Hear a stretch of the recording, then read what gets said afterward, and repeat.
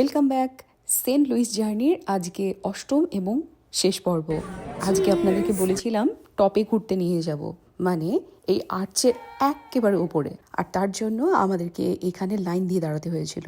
আমাদের কিউতে নাম্বার 1 ছিল, মানে প্রথম যে ট্রাম পথটা ওপরের দিকে যাবে সেটা ছিল আমাদের, কিন্তু লাইনে আমাদেরকে সব থেকে পেছনে দাঁড়াতে হয়েছিল। আমরা ভীষণ এক্সাইটেড ছিলাম। ওয়েটিং এরিয়াতে একজন রিপ্রেজেন্টেটিভ আমাদেরকে এখানকার হিস্ট্রি, কিভাবে বানানো হয়েছে, এভরিথিং এক্সপ্লেন করছিল।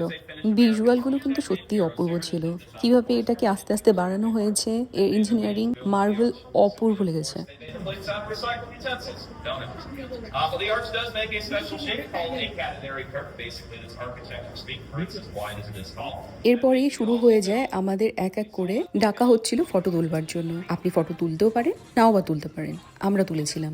এখান থেকে একটা স্মৃতি নিয়ে যাব না, যতই ফোনের ক্যামেরায় ফটো তুলি না কেন। এরপরে আমরা পৌঁছে যাই লিফটের মতো দেখতে, ধাপে ধাপে নিচে নেমে যাওয়া এই এরিয়াতে। এখানে আছে যে নাম্বার 1, সেটাই ছিল আমাদের। 5 জনে মিলে এক একটা পডে বসতে পারবে। আমরা 3 জনে মিলে গিয়েছিলাম। যাদের ক্লস্ট্রোফোবিয়া আছে তারা একটু চিন্তা করে নেবেন, কেননা এটা কিন্তু প্রচন্ড ছোট্ট একটি কম্প্যাক্ট এরিয়া। আমাদের অসুবিধা হয়নি সেরকম। প্রথমে এই ট্রামটি তির্যক ভাবে বা স্ল্যান্টিং ওয়েতে উপরে উঠছিল। এভাবে কিছুক্ষণ যাওয়ার পরে হঠাৎ করে দ্রুত বেগে এটা সোজা উপরে নিয়ে যায় আমাদের। এই জন্যই বলেছিলাম ট্রাম না লিফট ঠিক বুঝে উঠতে পারিনি।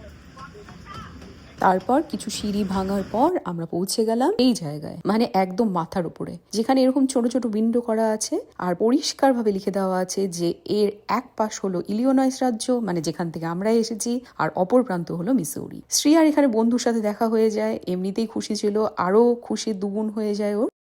ওপর থেকে নদীতে বয়ে যাওয়া বোট, হেলিপ্যাড, ভাসমান হেলিপ্যাড এর আগে আমি কোনোদিনও দেখিনি, বিভিন্ন রকম ব্রিজ, এভরিথিং দেখতে অপূর্ব লাগছিল।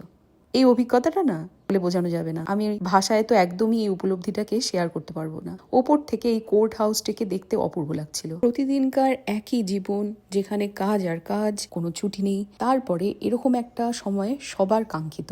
আমরা সবাই চাই এরকম কিছু মুহূর্ত কাটাতে, যেখানে আমাদের কোনো চিন্তা নেই কালকে কি করব, এরপরে কি হবে, এটা না হলে ওটা কি হতো। সেটার বাইরে ব্যতিক্রমী এই দিনগুলো আমাদের সবার কাছে ভীষণভাবে কাঙ্ক্ষিত। আমরা সত্যি এরকম মুহূর্ত কাটাতে চাই যেখানে আমাদেরকে এক ফোঁটাও চিন্তা করতে হবে না। খালি সুন্দর প্রাকৃতিক দৃশ্য বা সুন্দর কোনো মানুষের সৃষ্টি দৃশ্য এসব দেখে অবলীলায় সময় কাটিয়ে দেব। এখানে গিয়ে কিন্তু আমাদের একটা বাড়তি পাওনা হয়েছিল। ওপর থেকে রাগবি ম্যাচ আমরা দেখতে পেয়েছিলাম। এবার আসি অঙ্কের খেলায়। Everything comes with a price. তাহলে আমাদের এই ট্রিপের বাজেট কত ছিল? আমাদের সব মিলিয়ে $550 থেকেও বেশি খরচা পড়েছিল। তার একটা ব্রেকআপ আমি আপনাদের সাথে শেয়ার করেছি। আপনাদের কেমন লাগলো এই জার্নিটা জানাতে ভুলবেন না।